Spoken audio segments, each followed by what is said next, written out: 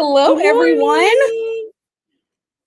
We are back, and we are back at full staff. Thank God. Dani's back. You That's know, funny. listen, guys. Don't get me wrong. It's been a really fun time. I think we've had so much fun together. Doing this by myself, um, the chat. Thank you for showing up and showing out. But the show just isn't the same without Dani. It just really isn't. And so I'm Oh, really glad that that's she's back. so nice.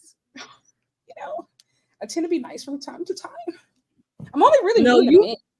you're the nice one. I was gonna say we're only mean when we have to be. Well, I'm Yeah. mean for fun sometimes, but Well, I'm mean for fun too, but I feel like I try to reserve that for men. oh yeah, of course, no. Yeah. Well, I can be mean to Did women you or guys miss me? I am literally like in the fucking trenches right now with work. Hi Chloe. So it's insane. If I told you guys what I did for work, you would think I was important. So she's important. No, seriously, she is. so I won't tell you because like then it gets kind of weird.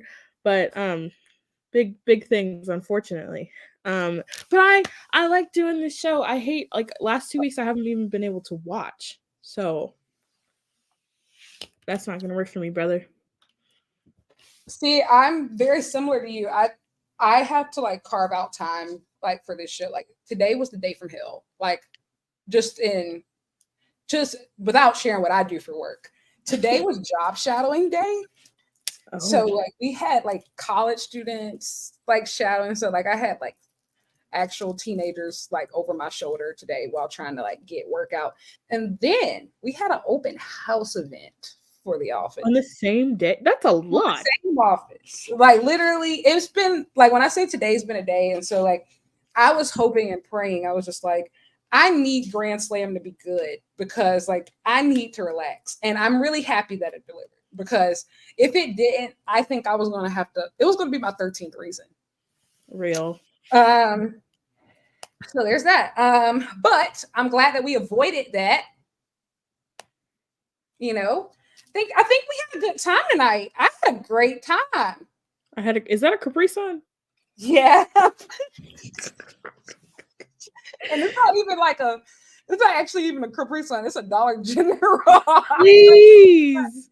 But I wanted to put some like liquid in this glass before, like I showed people, and you just like you outed me, right? Girl, it was in a frame. I said, "What she got a Capri Sun for?" Well, you better than me because mine. I've been using it so much that there's fingerprints all, like even like. Ooh. Hi, Jaylene. Thanks for joining us, y'all. So much to talk about today. There's so much to talk about, but before we start talking about the things that we're going to talk about, let's talk about these. So, wait. What? Before we do that, I want to pause. And I want to say I'm officially 0 for 2 in terms of like looking nice for these. And so I want everyone to know. You think I look nice? Yeah. I want everyone to know that this is part of the smear campaign against me to convince people that I'm an ugly troll. I'm sorry. It just seems like I'm not this ugly in the daytime or in the day-to-day, but you wouldn't know it. You wouldn't fucking know it. I would like to say Twitter has been like absolutely unbearable without your jokes. I feel like everybody's been taking everything so seriously to the point where it's like, nah, I can't even hang with y'all no more. Like to the point, so funny. You people, like when you got your tweets off today, like that's been sitting in your drafts. I said we needed foolery like this. You know what I'm saying? Nobody's been like, people aren't willing to be foolish. They're just stupid. There's a difference. There's a difference between just being a silly little goose and like a dumb bitch. Like it's a very the silliest goose in the whole pond. What you never gonna call me is no stupid hoe. But I want to say yes. We're so excited to be able to share these, even though everybody's been so mean to me about it. But go ahead. Yes. So guess what? I don't know how, but this show has, we were invited to help our good friend Lo from Wrestling Wind Down, who used to be my old co-host for this show, if you all remember from the OG days before Dani came on. Her brand has rolled out wine glasses for the wrestling community, and we were selected to help debut them. And look at this. Why is this blue? That was just on my Capri Sun. Mine says real wrestling fan. Shiat, you know. I'm super happy to see mine. What does yours look like? Do it. I thought it was my turn. Do it the influencer. Okay. Fuck. This is what I get for only having a lamp in my room. I don't even have a light. It says bad bitches for Lucha Libre. The glasses come clean. I promise. I'm just a fiend. But they're actually super cute. We're gonna have to re-record this. We'll record that part next week. I know. And I'll tell you later, but I had another opportunity I like need to take seriously, and I can't do it. So wait, try again right now. You go. Okay. I'll lock in. Do you want me to start from like the beginning? Yeah. Okay. So the former co-host of the show, Lo, a very good friend of ours from Wrestling Wind Down, selected us to help debut a new line of wine glasses for her brand, and we're super excited. We each got a different one. If you can see right here, mine says real wrestling fan shit. It's really great. And also this is real glass, baby. Yeah, this is real glass. Real glass, real scapegoat. What does yours look like, Dani? Mine has a little heart on it. It says bad bitches for Lucha Libre. Isn't that cute? Actually, I love the influencer modeling. Also, your nails look amazing. Thanks, Dad. They've got little flowers on them. They're kind of grown out, so don't look too close. But okay. But yes, thank you so much for the opportunity, Lo. And yes, everybody get yourselves one of these. I am actually going to put the one link. Of each. Yes, I'm going to put the link for her store. I'm going to slide it across the screen here so you all can go and purchase them, because there's not a lot of people that I actually like in wrestling who I can honestly say go to bat for. You should support them. But Lo is one of them. So like, go support her for real. So, you know, it's scrolling across the screen here. So go ahead and order your glasses. I didn't know we could do that. No, seriously, yeah, we can. It's just a lot of work. Well, it's probably for the best that I don't. What would you put up there? What would you tell me? It depends on the day. Tell me. You know, today I would put links to. Wait, are we good with that? Yeah, that's okay. Good. It's just so funny. I forgot we were like actually live. I was like, "Well, do the whole thing again." I think that's like why this show is endearing, because it feels, you can tell this is very authentic. Guys, are you endeared? I was gonna say, yeah, I'm happy to be back. Glad I was let out of the nursing home. Somebody on Twitter today called me a bitter old lady. I loved that, by the way. I loved that. I thought that was so funny. I want you to know I thought that was so funny. Too. I was like, of all things to say about me, and there's so much you could say about me. I know it. I say half of it. I'm 22. Bitter old lady. Most of you bitches are at least 2 times my age plus 7. Shut the fuck up. But you know, back in my day, people used to respect their elders, but I guess the country's gone to shit. Okay. See, my thing is, I really want to know, if you're a bitter old lady, what am I? Because I'm older than you. You know, they still inventing slurs for me. Yeah, you have to wrap it up. Without any further ado, let's go ahead and let's our final countdown to Dynamite, guys. Let's get into Dynamite. We started. I just want to say, seriously, from a wrestling fan perspective, I was already having a tough day. And like, I feel like this show, for a lot of reasons, reminded me why I became a wrestling fan, why I became an AEW fan. like this was a lot of like emotional moments. And I think we starting off with Nigel, like just seeing him in his wrestling gear coming out the Oasis. This shit means something to me. This means something to me. Amazing. It's been I don't think I've cried over wrestling. I don't cry very often. I don't think I've cried over wrestling or even shed a tear since Sting's retirement match. This was legit tears in my eyes. Like literally, I think that's the only way to describe it. Like when Bryan comes out to that, like that cheesy, that whatever AEW made for him, like that's cool, I guess. And then like, no, he didn't come out for real. And then when Nigel hit that 10 count, and when I heard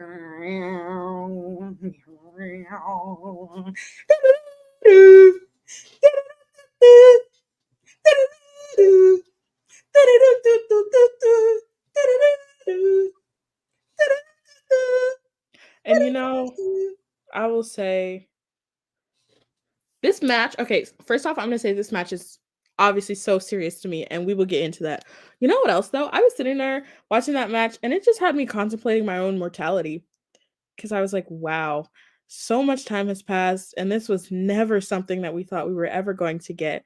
And this will probably be it. Like, this will probably be it. And y'all then I started arguing about ticket discourse. Y'all arguing about ticket discourse. Talk about we all live one time. This is literal history magic. Like real magic. Like it felt like a true clash of the titans. Like these are giants. Like I think like it's one of those things when we talk about wrestling being larger than life. I think a lot of times people believe like that means like, you know, overly costumes or like, you know, sports entertainment. Sometimes wrestling can be larger than life by just being real. Like these are two men who we both thought at some point for a very long time that their careers were over. I mean, Nigel, think about he never wrestled in a place like AEW. Like he never really made it, you know? And imagine sitting out for 14 years and your debut is back in first Wembley Stadium, then Arthur Ashe Stadium on national television. Like professional wrestling is the greatest fairy tale ever created. Like I don't know, I'm terrible just think about it because it's just like I might actually cry. Okay, wait, no. Hold on. Okay. First, Jalen, no, you're right. I was an oversight of mine. When Kyle O'Reilly came back, I was sobbing. Oh yeah, that was crazy. But this, like I said, like this match was so real, you know, because the sentiment behind it, the idea that Nigel resented Bryan for all of his success in WWE and, you know, beyond or whatever, like you have to imagine that there's a twinge of truth to that, you know, and the reality that, like you said, we thought we would never see either one of these people wrestle again, let alone each other, you know, like it really is something that, like, I think the best storytelling is always rooted in a little bit of truth, and this had more than a little bit. And it is just so, like, Nigel McGuinness in particular, like, it's hard because, like, sometimes you do genuinely, like, not give up, but you think that, like, one chapter is, like, over. Like, you can't go back to that. And you have to be happy with, like, unfinished stories and, like, you know, that I don't know, like all the loose ends that you never get to tie up, like that's life, you know, genuinely. And people move on and things are never quite what they used to be and they never will be again, you know? So I was sitting there watching this match having an existential crisis. Like I was the actual match itself, I couldn't tell you what happened. I was just like, wow. Bro, they was bamming, bro. Nigel started standing on his head.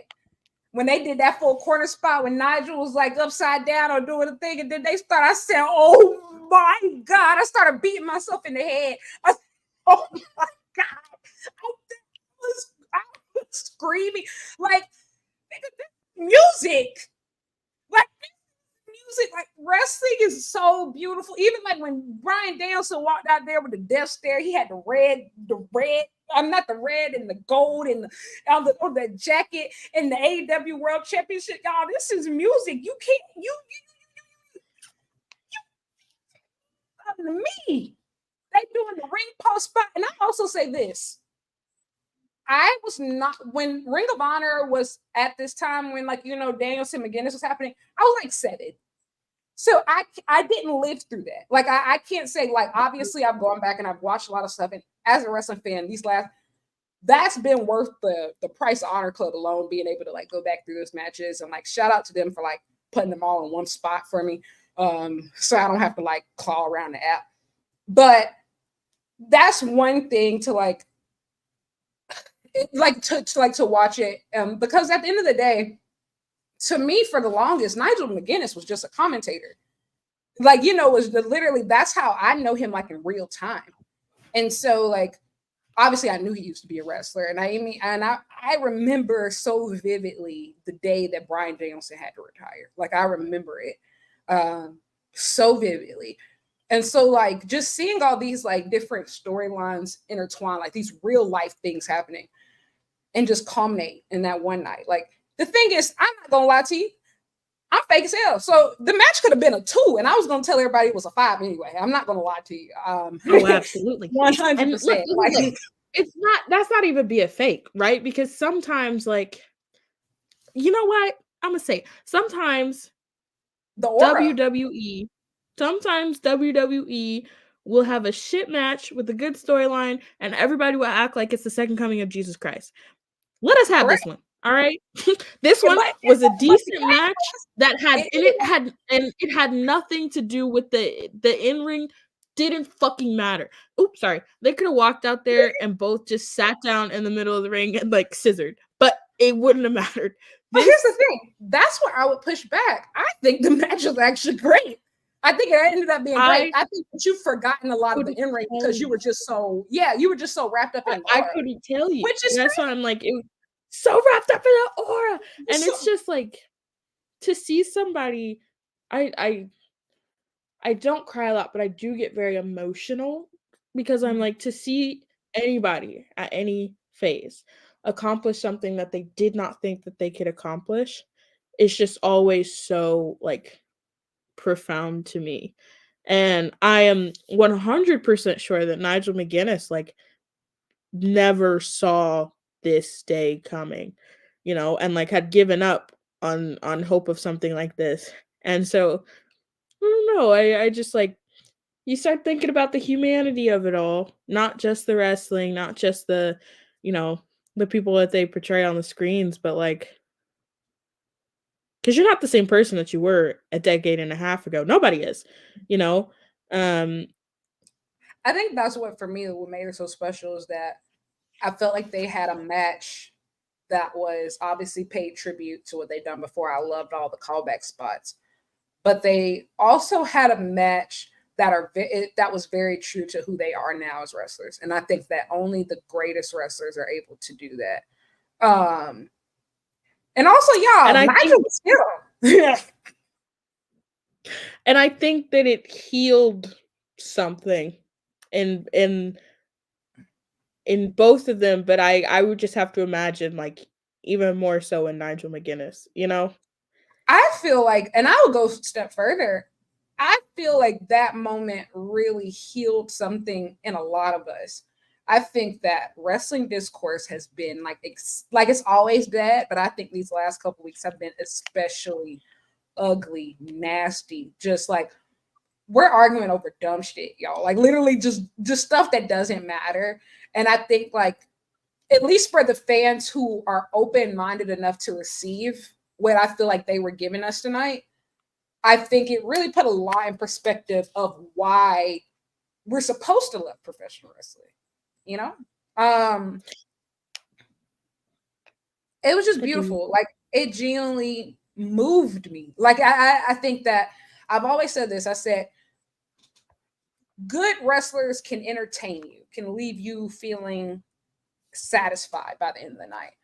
But the truly great wrestlers will inspire you. Like, like I feel like seeing Nigel go out there and do that tonight, seeing that match happen tonight is going to inspire somebody to go after something that they thought that they would never be able to do. Whether it's for another time or whether it's for the first time, or like, I feel like it was a really inspiring performance. Like, I mean, I felt inspired afterwards personally. And then like the ending, the night said thank you. It's like, I said, stop. Stop. If you didn't feel something during all of this, even without having the ROH context, because I was sitting there watching it with some family members who only know Nigel McGuinness as a commentator, never gone back and watched anything else, but the environment and the atmosphere and the way that you feel watching that, like it kind of translated the history. So, and I'll be honest, like people say about AEW all the time, or like they expect you to know everything and they expect you to, be fed into whatever. And I see where people are coming from. In this instance, it didn't matter. It didn't matter. You just had to be present. And I don't know. I just feel like I try to like be less preachy about this because I realize everybody has their own thing. But I think this is one of those matches that make you want to know more. Like, even if you didn't know, I feel like you'll want to go out after it now and just be like, okay, like I want to see more. Like I want to see what led to this. Like, How'd we get here? I feel like it just felt special. It just felt special. I hope that they recorded like Nigel's post-match comments. I will be scrolling the TL for that tonight because I would love to hear like what he said. I'm sure he could make me cry again. That was beautiful, man. 10 out of 10, no notes. And I can't believe I'm saying this, but y'all, that wasn't even like, that was it for the night. That could have been the main event on any given night. That was the opener. That could have been the only show. I would have been seated. And I would have gone home. I would have said, gee, golly gosh. What a night. After that, we went into Hook versus Roderick Strong. Okay. I'm going to get on my little pedestal for this. First off, Hook. I wish I cared. I don't. I think that you have been, improving whatever people talk about. You got an NXT, gotta keep it completely a buck with you. I don't care. My bigger point is about Roddy. The way that he's being utilized in AEW, I get it. I do. But after seeing Danielson and McGuinness, and then seeing Roddy, another, ROH legend, take the L to Hook in a belt that's getting retired, it hurts something. Tap out. It glorious Roderick Strong tapped out to Hook. And here's the thing. Y'all been acting like I'm not a fan of the Undisputed Kingdom. I'm not. I never have been. Roddy not them. All right. He's different. Roderick Strong is that girl, and every time you give him an opportunity to prove it, that's exactly what he does. Like, y'all keep being like, oh, these 8-mans, like these multi-mans that we keep getting on random Dynamites and Collision, like these slap. Why? Kyle O'Reilly and Roderick Strong. Who bars? And it's really, really frustrating to me because I don't know how you would fix it. And I don't know if I even feel this way, like overall, like generally. I just felt it, especially tonight, and seeing the stark contrast between the first match and the second match, We went from honor is real to honor is cooked. Yes. And I will say, I didn't hate the match. I felt nothing towards it. I don't hate Hook. I feel nothing towards him. And then the FTW title getting retired, it's probably time. I wish we would have like said that beforehand, you know, because the pacing felt a little bit weird to me, and then I feel like not just me, but I feel like there were people like waiting for someone to come out and like whatever, and I was like, oh no, you're like dead ass, like okay, you know, sure. Yeah. I fucked with Taz, y'all. That was cool. I don't care for Hookham anymore. It's not that even that I don't like him. I think I just feel nothing. I think there was a time when there was a time where when I heard the Hook to NXT rumors, I was like, no. Now, if we can keep DG, I got a list of 6 or 7 names you can take. I swear to God, I do a 6-for-1 trade. Wait. Oh, and let me say, Daniel Garcia, look me dead in the fucking eyes.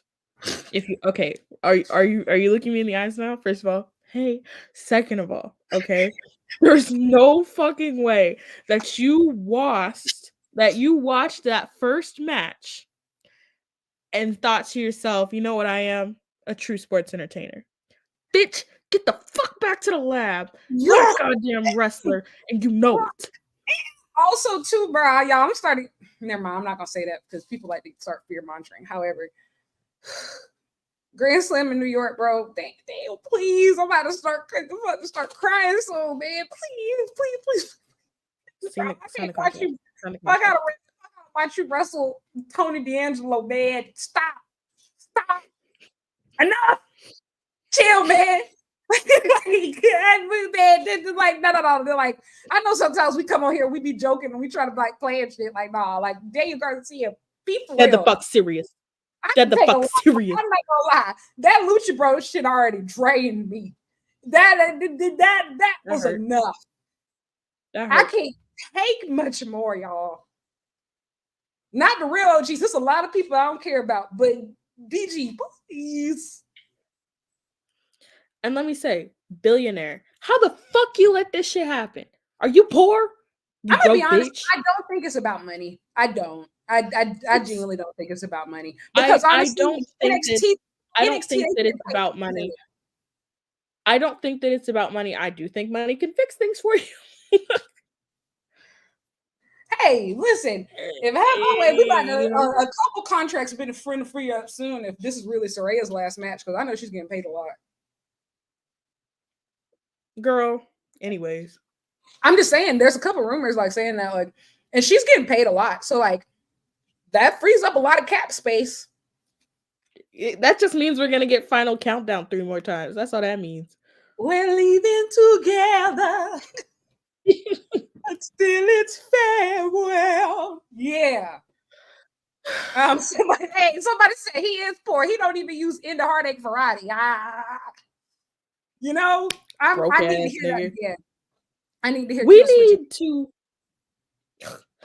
need to bully him more. It does work, all right? And look, I'm not advocating on behalf of bullying. I am saying that sometimes it works. Miro makes Miro. We gotta rob him. I'm adding him to the list. Hold on. Man, dog, bro, give me a deal. This man does 7 figures. He wrestled what 3 times in the past 2. Sign me up. 7 figures. 7 figures. What? Great. To do what? $10,000. To do what? You ever heard that? You heard that from Real Housewives of Atlanta when Nene said that? Great borrow $10,000.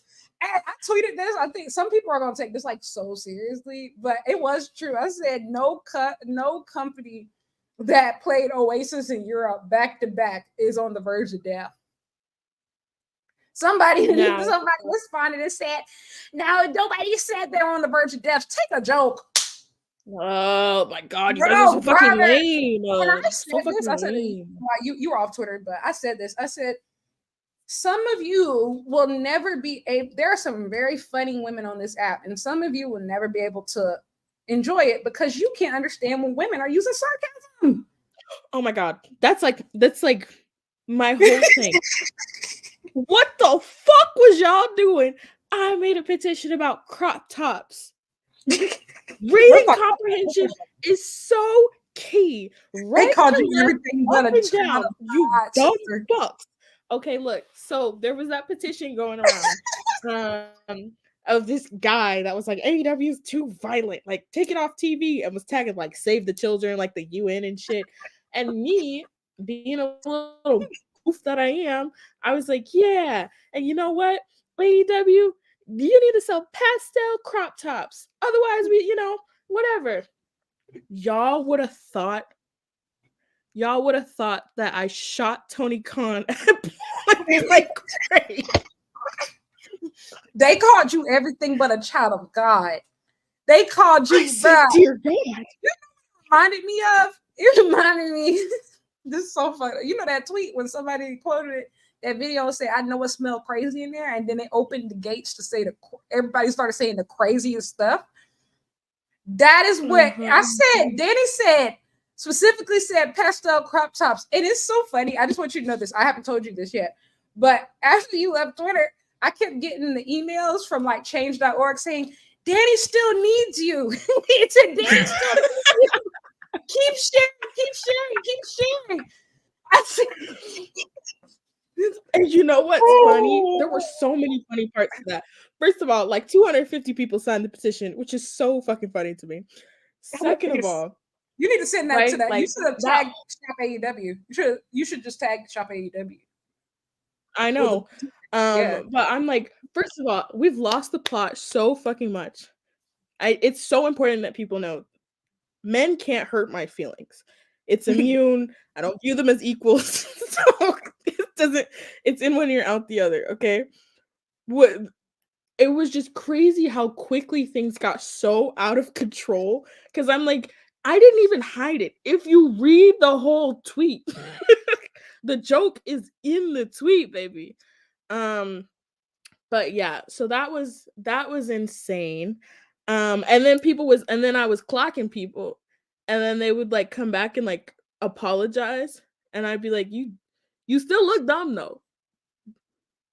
The outwearers cropped up. Thank you guys. I really appreciate all of your support. If you really mean it, you can go sign the petition.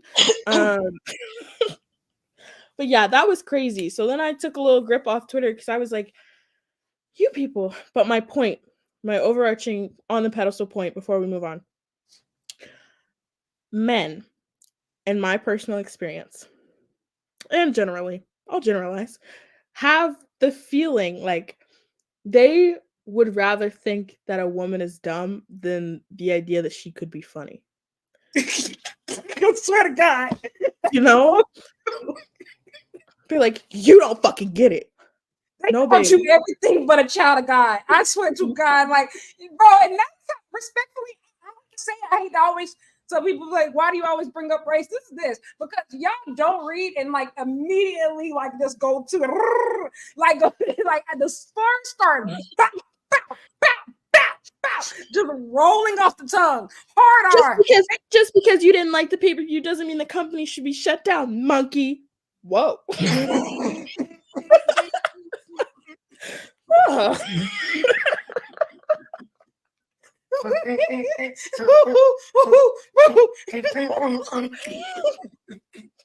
Yo, racism is so crazy because, like, the thing is, we're like one of the only people, like one of the only like people who actually cover AEW without shit posting 24/7. And like, I think that's why it really got me. They said, y'all, the Dub got some shooters. Believe that. Dub got some shooters. Don't ever believe they got no shooters. Because they call my sister. But baby, I'm not the target. That's your goddamn target. Over some pastel crop tops. And the thing is, you can't walk back a slur. So they can't do a whole lot. It's my fault, my bad. I didn't mean to call you. Had the clip loaded. So, I didn't mean to call you a monkey. I'm sorry.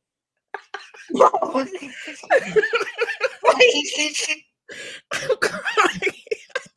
I'm sorry. I'm talking so much because why would you say that? Why is that in like your can? I feel like all of us, especially if you've been on Twitter for a long time, I feel like all of us got like at least 10 phrases locked and loaded, like that we always say pretty regularly. Why is a slur in yours? Like you saw that. And I ain't gonna lie, them type of people, they might not follow you, they might not interact with your shit, but they know exactly who you are, and they've been waiting for a minute. They've been waiting. They've been waiting. They said, I got her. We got her. I'm sick of you. They said, I have enough of your mouth around here. Girl. Enough. I've had enough of you. That's enough out of you. Oh my God. Should have shot me. I just know for a fact that some of y'all head whistle when it's windy. Because ain't shit up there right through you. That was just like such an insane experience. I don't remember how we started talking about that, but it was literally so funny. Oh man. Okay. After that, we went straight into the Young Bucks versus Fletcher and Ospreay. Y'all, I ain't gonna lie, this might have been a full 5. I think I said Matthew Jackson, Nicholas Jackson. What did they give y'all to make y'all start like this? Ketamine. My glorious AEVP, they heard what y'all been saying. They heard all that. Blah. They said, watch this. They have been what it was since All In. It was them AKA pros. Yes. They said if Kamala can do it, I can too. You know, they from they all from California. They all from California. Yeah, you're right. You're right. No, literally, Matt Jackson said, Matthew, my fault. Call him by his God-given name. I'm gonna call him by his God-given name. He said, y'all thought the pearls on the neck were enough. Watch this, I'm gonna put it in my hair. Stem cell run is crazy. I love that bitch, man. I want to say, right, I heard people have differing opinions on this. To me, this was the most locked in we'd seen the Bucks in a minute, but I had other people say like they haven't had the opponents to be able to do that. And I think that a combination of both is true.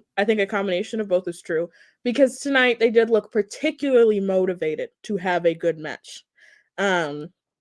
Also, I have said it on this show before.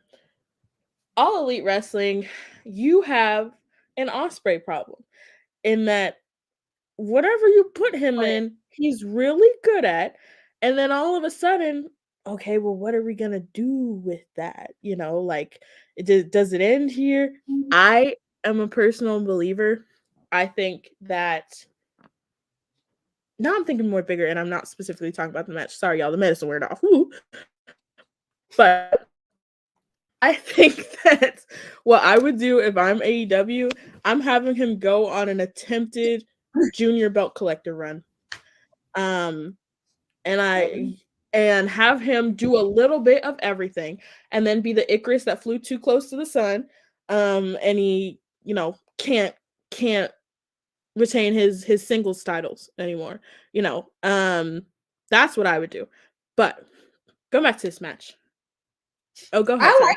I was going to say, and I said this like when he first signed, because like to keep him out of the world title picture, because like they'll always have an Ospreay problem. Somebody said this on Twitter the other day, and I thought that it was so true of like modern wrestling. Fans are almost playing a role when they're in the loud crowds. They clap when they're supposed to clap.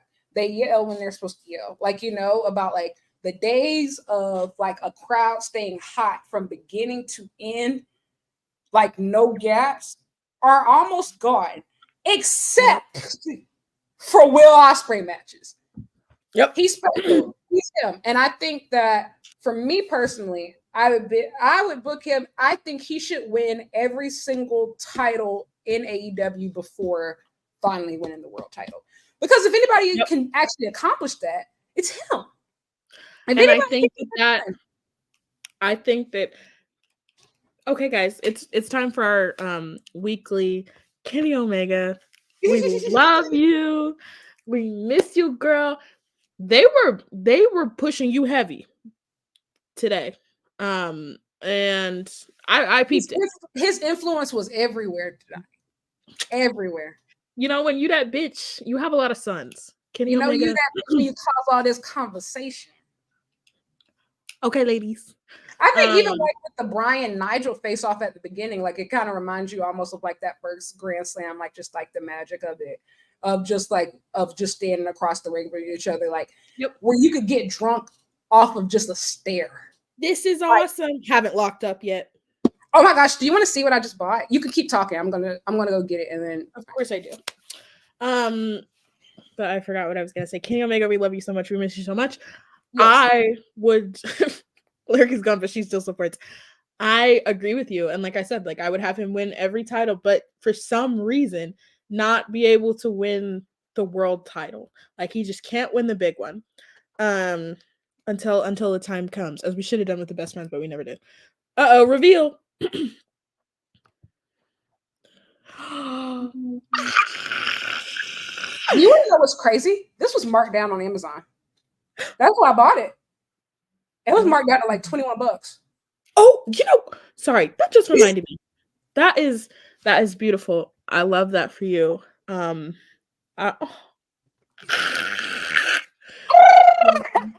I was gonna say, me and All Elite Wrestling, we have problems a fucking again. Okay, for a company whose product I enjoy so much, I have a lot of beefs with you.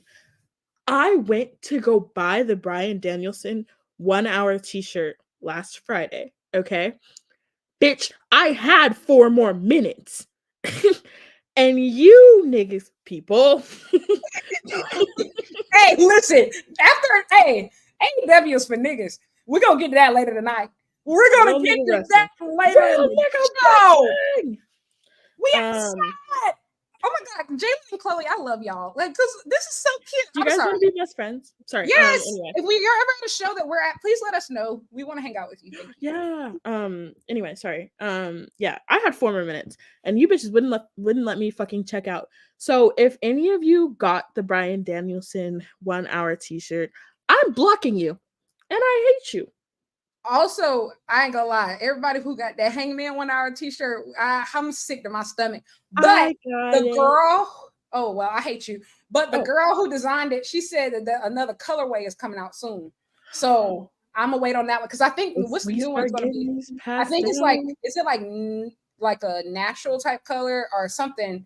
Like it's like a lighter version of that black one that y'all have. So. Oh, thank you for the friendship bracelet. Thank you. Guys, I just made 1 million of them. I want more. I wear yours everywhere. Every time I go to a wrestling show, if I'm doing media, I always wear. Nice. Please wear your friendship bracelets. Guys, do you want my kidneys? Anyway, I gotta stop offering that. I've only got the 2. Tan and pink. That's why I'm like, guys. It is tan and pink. Yes. Why are you so afraid of colors? Like, come on. This is how AEW grows. Have you seen that new Willow shirt? Yeah. I'm gonna get it for my goddaughter, the new kids one. Oh, cute. Yeah. But yeah, guys, this is how AEW becomes a $1 billion company, right? TikTok ship edits and cuter merch. We're getting closer on one step. I have a question. Does AEW put stuff on TikTok Shop? I don't know.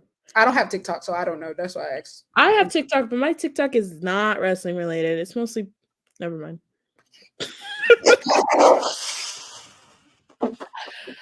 Oh, some things. The internet is permanent. Let's move along. Ourselves. Okay, all right. I love this show. This tag match I think was phenomenal. I do think that I loved it. What it did is that I'm kind of afraid because after a match like that, it'll convince you that AEW has the greatest tag division in the world. So I just want to know, how do we go from that? Sorry. Wait, I need to confirm the truth. Please hold. But we might be on the verge of a major announcement. But you go ahead. Huh? From you? No. Oh, who's the major announcement going to be from? Never mind. Keep going. Okay. I was gonna say that. You saw the. I'm so sorry. I'm so all over the place. Like, what is happening? You saw the Tanahashi and Kenny reunion that they're gonna do, that New Japan just tweeted about? Oh, so you didn't see it. Okay. Stop. New Japan just tweeted a video, and literally it says in all caps, reunion at Tanahashi X at Kenny coming soon. And it's a video package. Oh my god! Stop! And I'm like, I don't know if they're just like being like, oh, like this will happen, or if you're like saying something, because that's not fucking funny. You know what though? I do believe that. I believe that will probably kick off Tana's retirement run. I think that will probably kick off Tana's retirement run. Probably. And I think that he will go from. It says Wrestle Dynasty.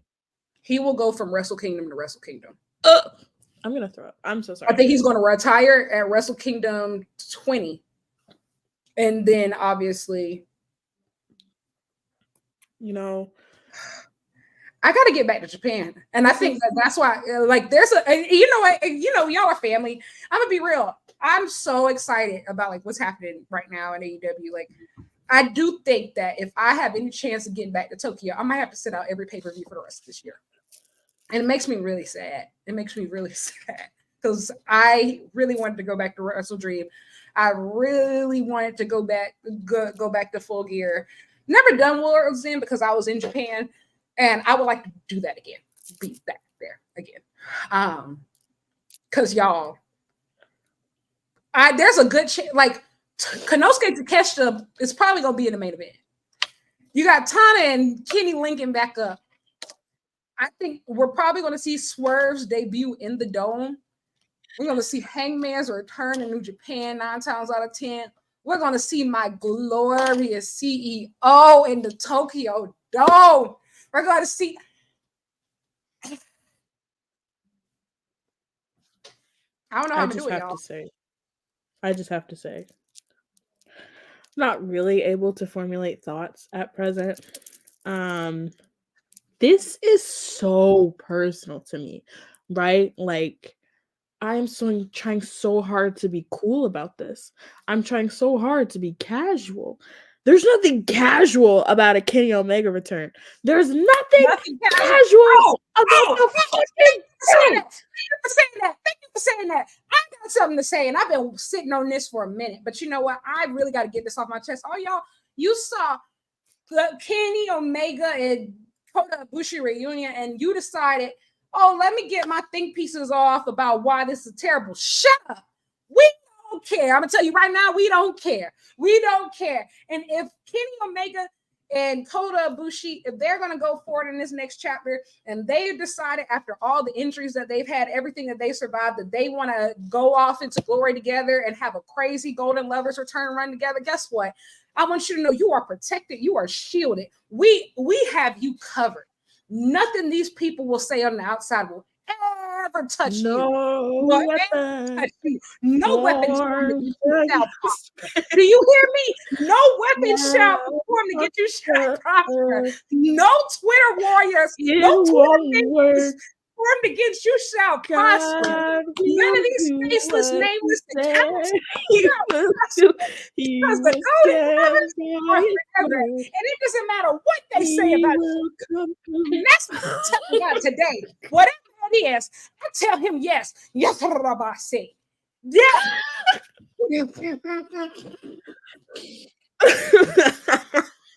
What is this? Listen, I want you to know.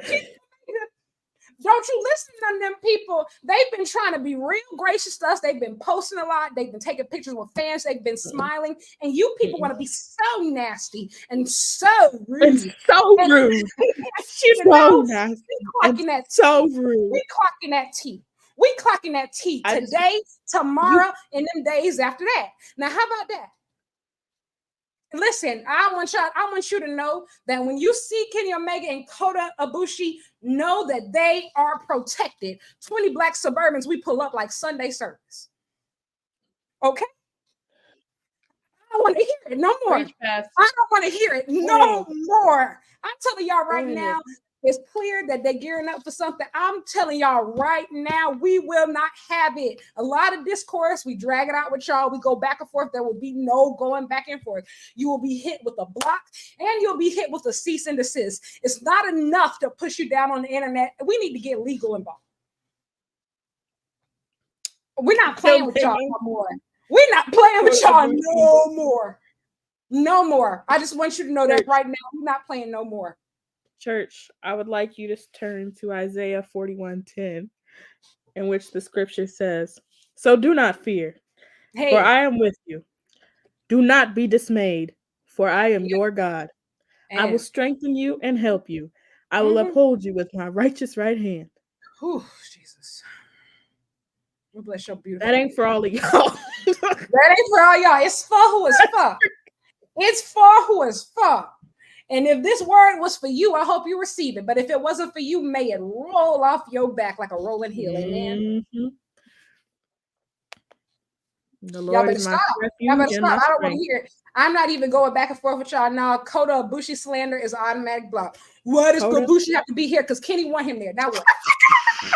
And now what? What we're not gonna do is sit up here, Dan. What we're not gonna do, Dan, I would hate to suspend you from the chat today. Kota Ibushi, some fucking bum we found off the goddamn street. That's Kota fucking Ibushi. Put some fucking respect on his name. Psalm 91:4. He will cover you with his feathers, and under his wings you will find refuge. Can I get an amen, church?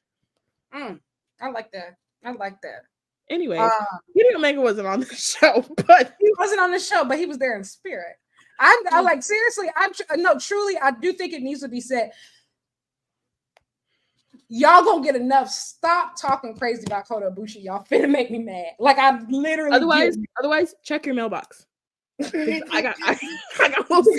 Hey, open the fuck up. Open the fuck up. We come outside. We're not gonna jump you. If I see one of y'all at a show talking about I don't want this golden lovers match on the card, I will kick you down a flight of stairs. I mean that. I mean that. It's on site. It's on site. It's on fucking Please site. Stop playing with him. What Hangman say? If you don't plan to jump that nigga in the parking lot, you don't mean it. Shout out to Hangman too. Like, shout out to Hangman. I think about that daily. Like when he came back from the All Out match, he said, "Yeah, was y'all was out here cheering for Swerve?" Everybody said, not me. I didn't do that. I'm saying, no. I swear, just a little bit. I did swear when I drive just a little bit. Not me. I keep it steady on the road. I'm sorry, Mom. Steady on the road, cowboy. Steady on the road. I'm sorry. He gets so angry sometimes. I said, "Oh my God, you get so angry." Sit back down. I'm sad. Sit back down. That's a good point. All Out was canceled. Which one of y'all was out here? Y'all was out here cheering for Swerve. I saw y'all doing that little dance. I said, "Who said that?" I said, "Who Not said me. that?" I sat right here just like I was supposed to. What the fuck are we talking about? I said, "No, hey man, I got a little twitch. That's all. I don't be swerving. I just got a little twitch sometimes. Just be like, I don't be doing the dance. I was just trying to get that weed from Nana to give to you. I was just trying to take it from Nana to give to you. Give to you. Should I help you? I was looking for you. But back to this tag match. Absolutely incredible. I'm interested to see where the tag division goes. Talking about the tag match? Oh, yeah, okay. That's what we were talking about. I think it's literally just one of those things, like I said, of just that match would literally convince you that they have the best tag division in the world.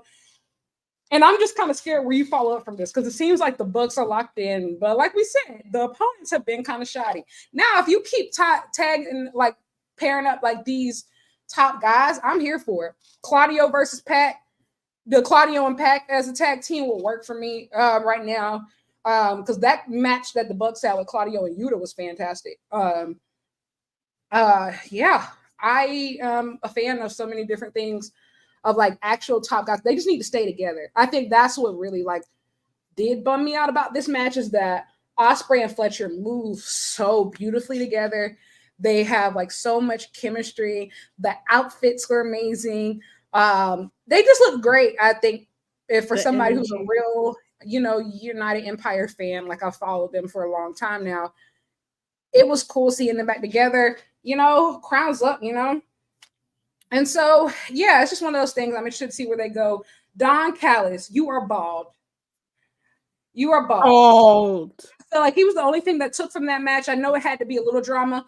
And honestly, I didn't mind it because Kyle didn't fully turn. And so I am grateful for that. But I do expect I never thought he was going to tonight. I expect to see some shenanigans in that Ricochet match next week. You think so? I think it'll be from Takeshita. Either way, no, I'm just saying, I didn't say it's going to come from Kyle, but somebody from that Don Callis family is going to be cause some shenanigans in that Ospreay Ricochet match.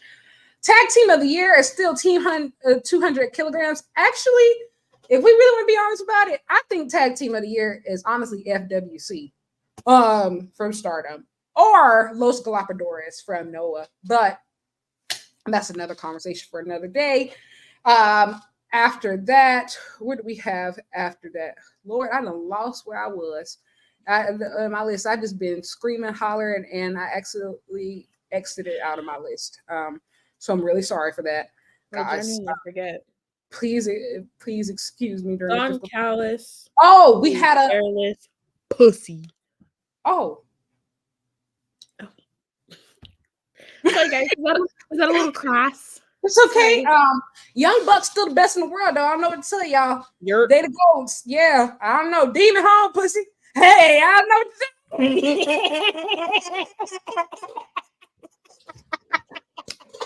Demon Hall, they done freed the demon. And they done freed the demon. Shout out to my glorious EVPs. They did what needed to be done. Up next, we had a segment from the conglomeration. They have officially added Rocky Romero to their ranks. Listen, I want to say the conglomeration is so funny, especially Kyle O'Reilly, because I was like, is something wrong with Kyle? I said, typically he's always hanging on to every word that Mark Briscoe be saying. Like, he's like, that's why I said something wrong with Kyle. Then he said, Mark.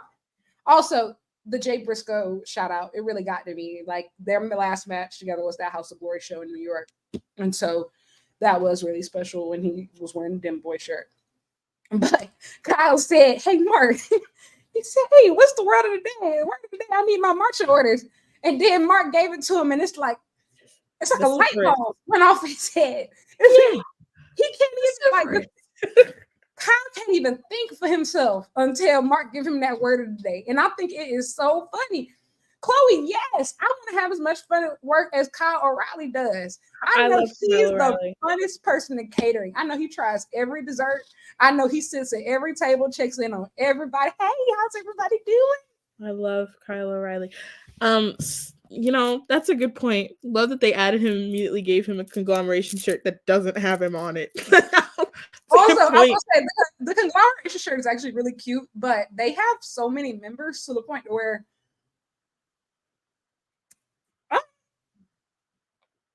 is it really that many? Like, y'all, you only have 4 faces up there. There's like, what, 6 or 7 canon members in conglomeration, but it's fine. It's fine. We do. Wrestling fans can't count. So, I'm like, girl, you out here doing math and shit. These niggas are dumb. Hey, I'm glad you used the N-word because we've reached that portion of the show. We finna get real ignorant. My Black Panther shirt on was good. Yeah. It's real nigga wrestling. And I truly never really get like this amped up. But hey, it's time for some uncomfortable conversations, man. Y'all can like it, you can love it, you can sit it down, write it down, take a picture. AEW, compared to this time last year, but especially this time 2 years ago, has gotten black as hell. And like to the point to where it's almost startling. Like I'm not gonna say it makes me uncomfortable. It just makes black people. It's not that it makes me uncomfortable. It just makes me feel different. And I'll say this. I say this as a person. I grew up as a wrestling fan, been a fan since 2006. And I've always felt that I've never really known what to do with my blackness as it relates to wrestling. Like as far as them intersecting. Like I felt like wrestling, it's almost like being a Doctor Who fan for the longest. It's just like, yes, I love this show, but I don't really expect to see a lot of black people. It's just like, and it's just like, it's one of those things to where this whole, like the 2020s overall for me have been so interesting. Like this whole representation, like I feel like more representation in wrestling has happened over the last 4 years than probably maybe the 15 before it. And yeah, because in 2020 everybody started saying, oh, you think racism's still real?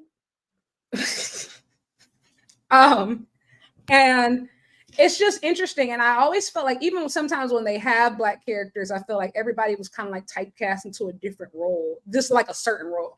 Yeah, and or they never acknowledge that they're black. Yes. And I feel like this is so interesting for me right now to like, I can honestly say that I'll say this in a good way. For the longest time, I couldn't even say that a lot of my top 10 wrestlers were black because I just didn't see them.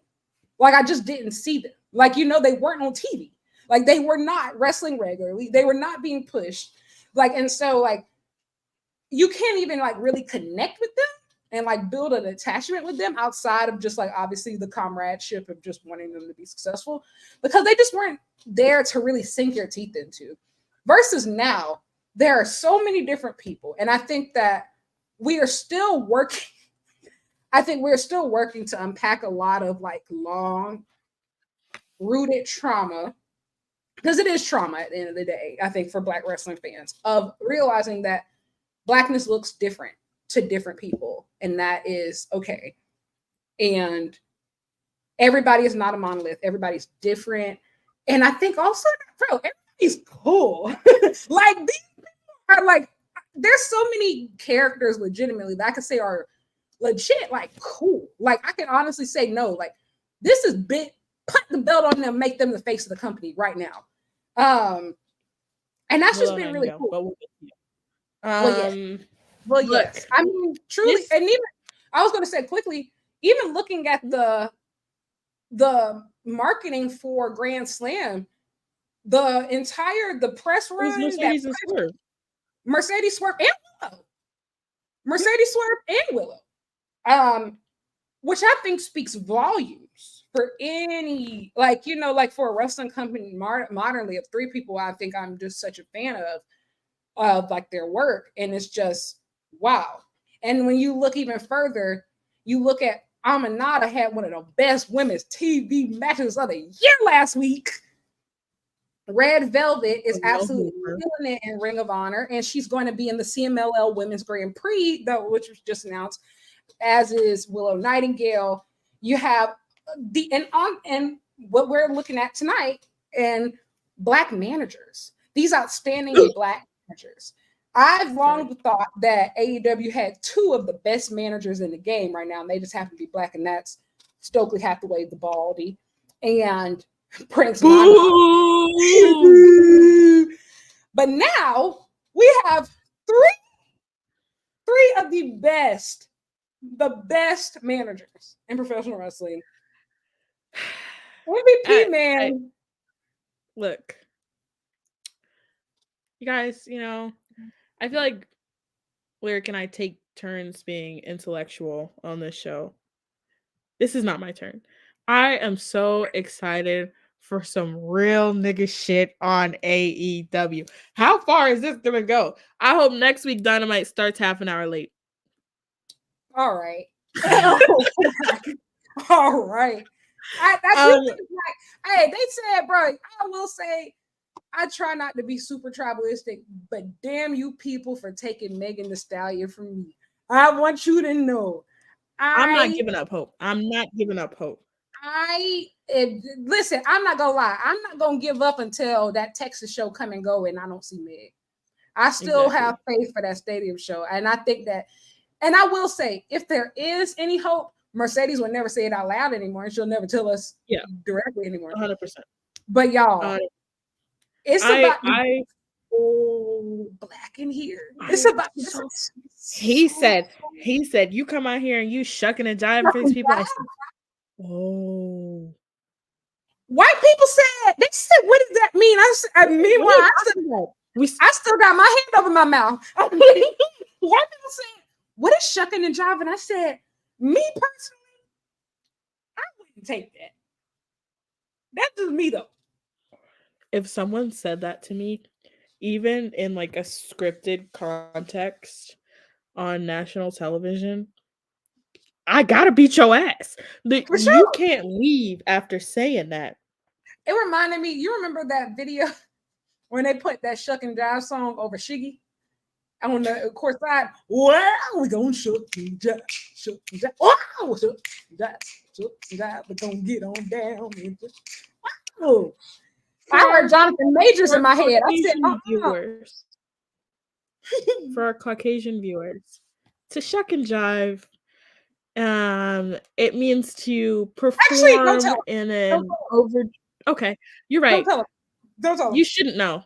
I will say, now that we respect, well, I just want to give you an example. Okay, yes. So, go ahead.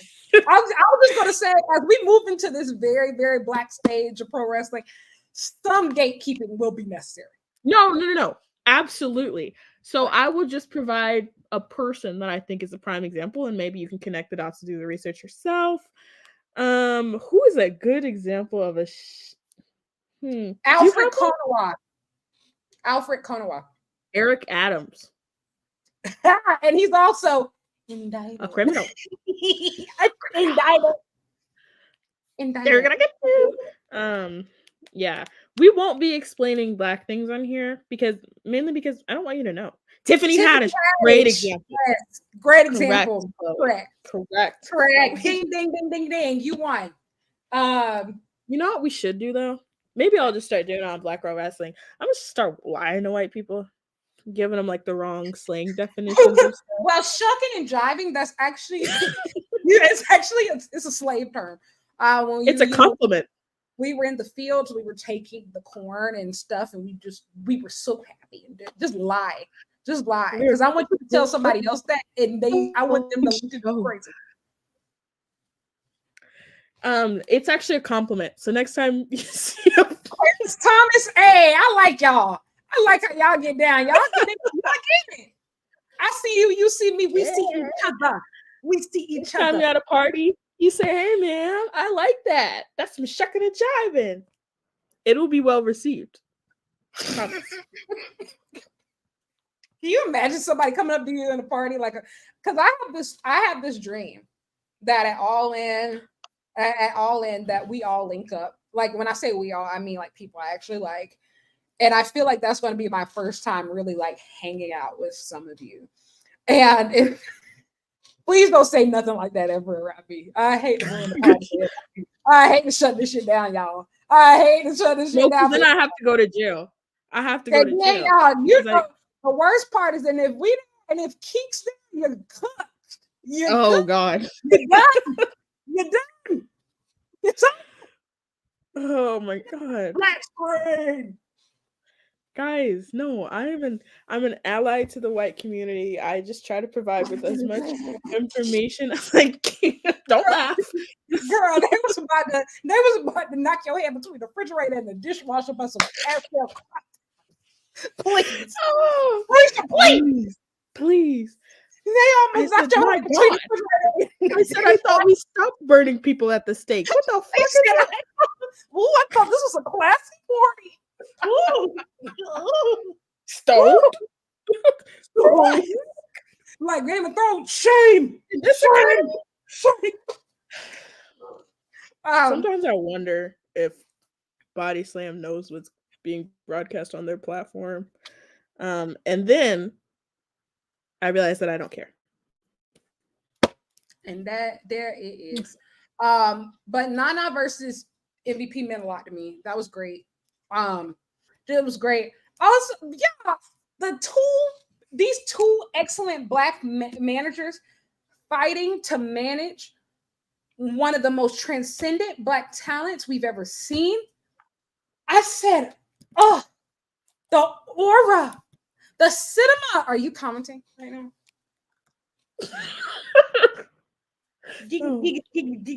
Yeah, I see it. No. It's okay. That was fantastic. Somebody said, why does this whole talk feel like a Stokely segment? I will say, I think the reason why Stokely annoys me so much sometimes is that we are dangerously similar. Some of the things that he comes up with, that he tweets, half of my meme folder comes from his reaction stuff. And like, I be sitting there and I'm just like mad because I'm like, why didn't I think of that first? Hey, he did say, why haven't you put Hangman in the ground? He said, you let that man talk crazy to you. He burned down your house. He's still breathing. They said that man took your championship. He's still walking and doing final countdown with his family. Why is he still alive? I said, wow, this motherfucker don't miss. Don't miss. Because I got to be so honest. Like, I hadn't really thought about it. And then I'm like, yeah, you need to kill that nigga. I also, the respectfully, like, Big Swervo, I know that you so dangerous and everything, and you the most dangerous man in AEW. Nobody was putting Hangman in the ground as long as I got breath in my body, and that's the truth. But you should have tried harder. I don't play about mine. We're gonna jump in the parking lot. You're gonna have to jump in the parking lot. How we coming? But Hangman, you're making Konosuke to catch them. Get behind me. Can I just say, wait, like, time out. I was gonna say, we've gone off topic so many times today, but I saw a picture of Konosuke Takeshita today and I genuinely bit my phone.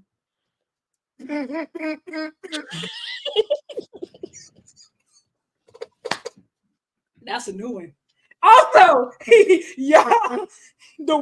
fact that, bro, Konosuke Takeshita fan account started to race war this week. Crazy. Ooh. Y'all, that was crazy. Like, I think that my dog said, as a German, Nazis are bad. They said, you're not German. That's Konosuke Takeshita. I will say, bro, I think that was actually worse than the I know it smelled crazy than their like incident. I think it was actually worse than that, because the way that they got off, this man is damn near showing his birth certificate. Like, they said, no, you're not. They said, no, you're not. They used so many slurs in that comment. They started making Nazi references. I said, that was one of the moments to where, I'll be honest, I didn't know. I knew y'all were racist.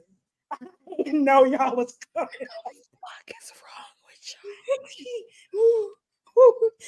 Can you imagine Konosuke? This bitch said what should be.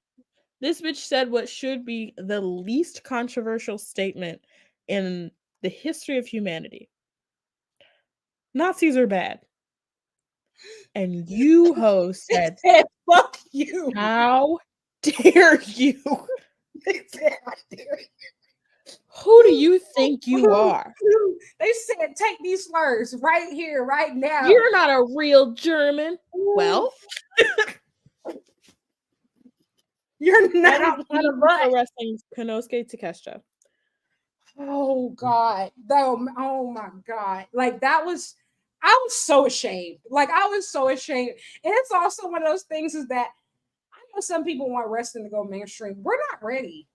We're not ready to cross over. Y'all, we don't got our own house of order internally. So whenever the other Twitter finds wrestling Twitter, it's always disgusting. It got so bad, actual wrestlers started commenting on that shit. They said, hey, no. I saw Mansoor. He was disgusted in them comments. Y'all done pissed. I said, this is going through so many group chats right now. Poor Takeshita is somewhere trying to drink his coffee, and he trying to drink it me for. It might be exactly what you saying for me for. Oh God. So actually, guys, I'm gonna start doing a public service, and I'm gonna call it book club so the stupid bitches don't feel left out. It's gonna be reading comprehension for second graders. And I'm gonna start holding a space. Okay. I need to put them iPads down and pick up them leapfrog tablets. No more iPads, no more of these devices. I need y'all to pick up them leapfrog tablets. And then I'm gonna alternate it with next semester. I'll be teaching a digital citizenship class in which we all learn that our internet footprint is wide and permanent. Okay. This is outlandish. Y'all, I back in my day, because you know I'm old as fuck. Back in my day, we would have handled this differently. I was like, did they just call you slurs too? Yeah, but I'm gonna handle it. I know that's right.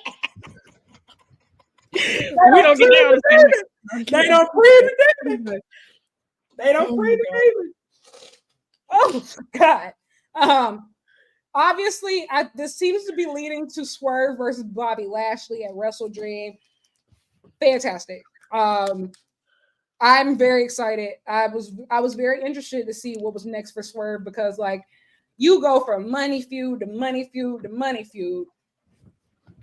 If Swerve is not in the world title picture, he needs to be in a money feud, and this is money. This is money. I'm excited. Y'all, this is man. For me, this is what.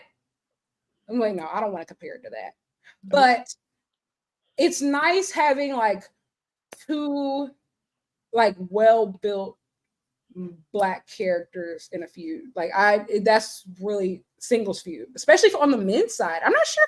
Have I seen a good, interesting one? You know, it'd be fun if we had. Never mind. That was an intrusive thought, and I remembered the internet is wide. I'm permanent. I'll tell you later, though. Okay, cool. But I'm not sure. Like, and someone correct me if I'm wrong. When was the last time we seen like a big time Black male singles feud? I think on the women's side, obviously we've seen it, but a couple. And I want to say before we move on quickly, because what the fuck has this show been? But I do want to say, like, that was one of my concerns, and I wrote about it for Black Girl Wrestling. I was like, okay, so Swerve is world champion. Who's next? Who's gonna be next? Who could be? I quoted you in a podcast that I did last week. I quoted that. Like, I quoted that whole thing that you said about like, you know, about like who's next. Because shout out to Sam Brown. He does the AEW like match guide. So like, oh yeah, dedicated episodes on like a lot of like AEW's like major matches, and so like he had me on for the Swerve Hangman Texas Death Match one, and he asked me like about, as like, you know, as a Black wrestling fan, what was the significance of like the Swerve world title run to me, and I was saying of just like it was great, but it's more so like I said in the name of like in the words of my co-host, it really more so begs the question of, so who's next? Like who is actually like in a position to be the second Black world champion at AEW in at least the next 2 years. Mm-hmm.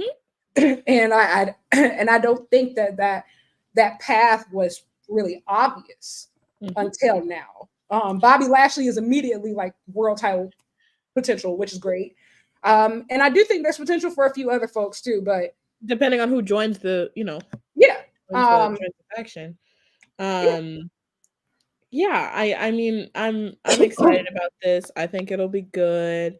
I had something mean to say, but I'll keep it to myself. About who? About who? Yeah. Oh, you know what I will say though? Guys, I don't understand why more people don't let me on their podcast. You guys should let me on your podcast, and it'll be my goal to, you know, Dani, I'm gonna hold you while you say this. While I say this, you got to start answering them texts, girl. I'm gonna hold your hands while I say this. See, I'm holding your hands while so bad. Like I'm genuinely awful. Like, and there will be people who will tell me, "Oh, I want to work with Daddy. I think she's so funny," and I'll say, "DM her." They'll be like, "Hey, ask her, did she get my message?" And I'll be like, "She don't mean no harm, y'all." Like, truly, Dani's like not, and like I say this because she's not actually like ignoring you. She's just really a busy woman. Like, she genuinely does a lot, and so like she's so busy all the time, and so like I'm like famously bad. Like and I need to get better. And I want y'all to realize she could be so much bigger in wrestling if she wanted to be. She just has a lot on her plate. Like, that's so nice, guys. I mean, it's just the truth. Like, it really is the truth of. I've even also, I want to say this as a shout out to you. I noticed Black Girl Wrestling reached 1,000 followers on Twitter. We did. That was like so surprising to me because it was my goal to hit 1K, but like I started the thing in January. It was my goal to hit 1K by next January. So to do it in September, I was actually really proud of that. What I will say, I was like kidding about the podcast thing because my goal honestly is to try to get as many white male podcasts canceled as possible. So I am going to infiltrate them one by one. But you want to know what's the gag though? I get invited on all the foreign podcasts. So like I've had so many people invite me. They are from like the UK. I'll have a lot of like this is like so many Australian people have invited me on their podcast, like so serious.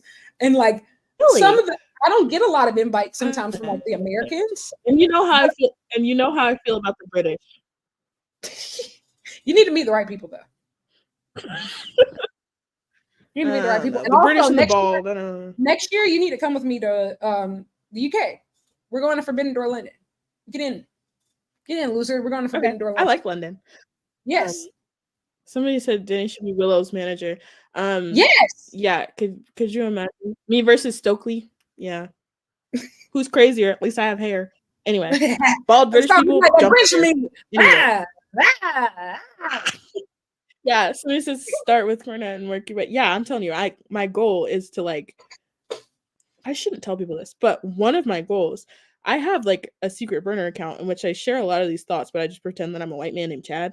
You'll never find it, I promise. But my goal is to use that to get myself invitations to these, like to this stuff, and then to just go on there on these live shows and say the craziest shit that is absolutely irredeemable. It sound like dark skin, light skin, brown skin, beige, fluorescent beige, bitch. Fluorescent beige, bitch. No, anyway. But seriously, I wanted to take this time to say of just like this past year, watching you all influence this space has been really cool because it was not like this. Don't get me wrong, this shit still sucks. It really does still suck. But I noticed considerably that there is a pocket of space specifically like for Black girls in this space to like feel like they can congregate with each other, feel like they can congregate with you, feel like they can congregate with me. I think like Black girl wrestling has really taken up a lot of space that I don't think people knew that we needed. Guys, and so, like, no, like congratulations on 1K. That's a huge deal. And like to say like you're not a paid account either. There ain't no blue check marks. This is all that's true. Organic hate. That's true. This is real organic hate from the gutter. Hate from the gutter, from the bottom of her heart. Real hate. And you know what I'm proud of also. Like, you know what I'm proud of? It's not rage bait. If I said it, I meant it, which is awful. Yeah. Okay. Wait. No. We're so all over the place. But guys, no, seriously though, I need your help with the Hater Olympics because it actually turned into something way bigger. So I need like it doesn't have to be AEW, it doesn't have to be WWE, like any promotion that you can think of where you had some real moments where you're like, oh, these people are crazy. Please make sure that you share. The real winner should be Kendrick Lamar. Yeah, do the whole list and then get your gold. Like, if we really, I'm gonna be honest, hate has been so big this year. Like, truly, I love hate, it. real hate. Fuel. People saying stuff from the bottom of their heart right now. It's doing something to me. I like that. And I like it's when paying y'all, off. Big you as the know, Super Bowl. real hate back, man. Oh, because you hit 1K, when is the Osprey list coming out? Why would you say that? Well, you talked about it so many times on this show. Because I thought it would be done because I was thinking that I would hit 1K in December. Why Hopefully would you think that? the goal. But I will say I understand why you thought that. Like, I remember I tweeted in January. I said I want to interview Athena by the end of the year, and I interviewed her in February. I said, oh, well, so I got new goals. Okay, great. New goals for the year, I guess. Yeah. See, me personally, I plan on coasting. I don't have any more goals. But the Osprey spreadsheet, everybody, don't worry. It's actually I've watched. So there's a lot of matches that either are impossible to find online or include people with allegations. You don't get to be on my fucking list. Kill yourself. So sorry. I meant you will not be participating. And as a result, I would say I've now watched about 2/3 of Will Ospreay's entire singles catalog. That's incredible. I just autistic. Anyway, what else happened? That was Dynamite. Anyway, after Nana and Swerve, we had Nana and Swerve, Nana MVP. We had the women's match, Mariah and Yuka. All right, so, time for an uncomfortable conversation. I don't think I don't think that it's Mariah's not ready. I think that I wish that as much thought was put into her title reign as was put into her chase. Yep. I think that, don't get me wrong, Agreed. I love the inclusion of Willow at the end. I love the inclusion of Mina. But I'm going to be honest, maybe this match would have been better if it was longer. Who knows? Because I think that Hook and Roddy took up more time than they needed. But I don't think that it's that Mariah hasn't been very good. I just think that I don't think that we know her.